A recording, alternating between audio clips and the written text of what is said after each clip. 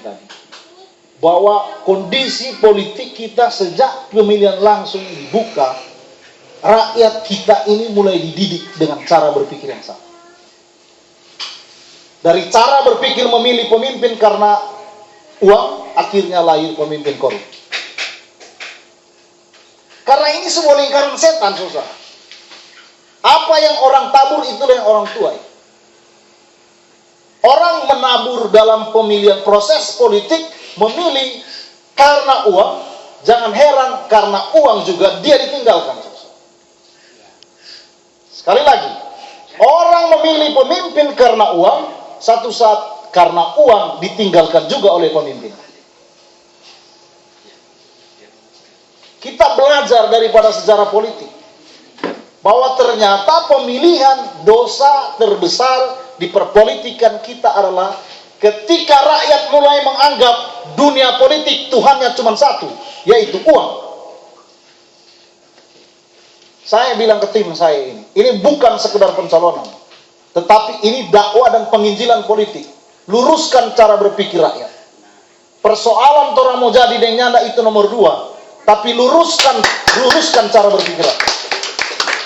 Jangan biarkan rakyat kita lama dan semakin lama jadi tersesat, saudara. Ya. Karena sejarah politik sudah membuktikan, ketika rakyat memilih karena materi, rakyat memilih karena pemberian, rakyat dilupakan juga karena ada materi yang mau dikejar. Ini sebuah keadaan yang real. Orang tidak bisa memungkiri fakta ini. Tetapi saya bersyukur kepada Tuhan. Teman saya, Bupati Belitung Timur, yang kemudian sekarang jadi Gubernur DKI, Ahok. Tahun 2009 saya ajak Ahok ke Bitung. Orang belum kenal Ahok di televisi, Michael Yakobus sudah ajak Ahok ke Bitung. Saya bersyukur tahun 2012, bersama Pak Jokowi, mereka merubah tren politik. Mereka merubah sejarah politik. Bahwa pemimpin harus dipilih karena track recordnya, karena rekam jejaknya, karena pengabdiannya, bukan karena pemberiannya, saudara. Ya, berapa banyak orang yang kaya karena money politik?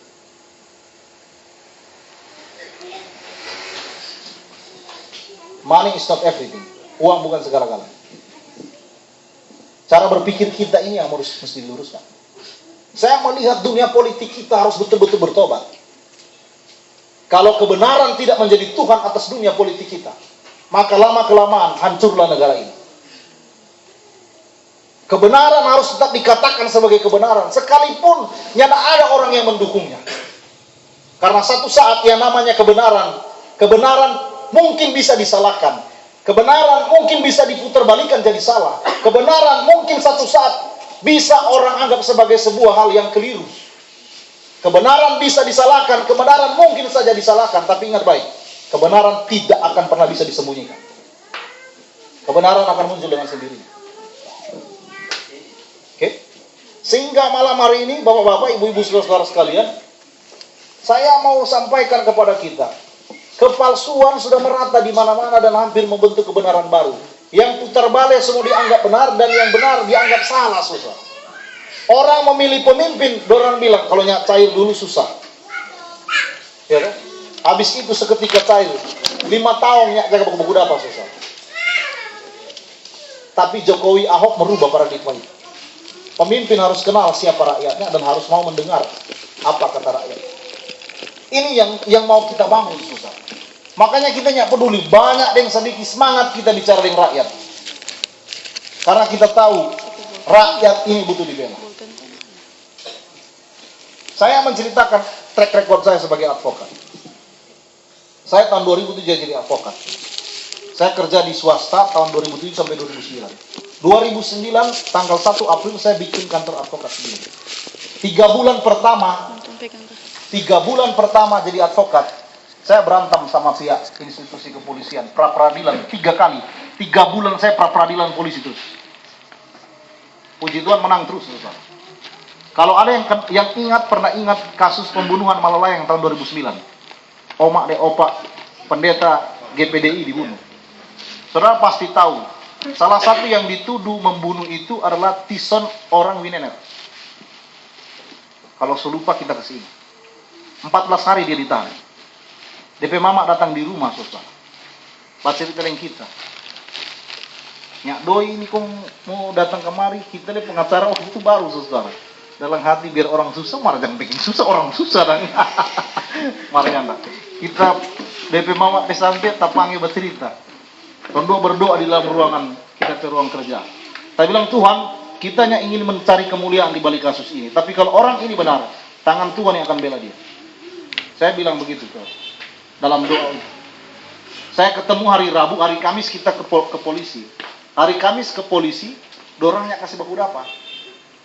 Nya kasih baku apa dorang? Karena apa? Tison itu DP tangan dong sebagai bagian yang rokok.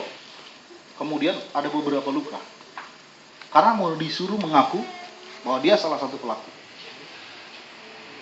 Bahkan senjata pernah pasang kasih lewat begini. Dia cerita ke kita. Kita foto di rumah kasih luka. Hari Kamis tanya kasih baku dapat, kita langsung panggil wartawan, kita bilang, sampaikan kepada polisi, kita akan gugat pra peradilan polisi. Karena apa? Salah tangkap.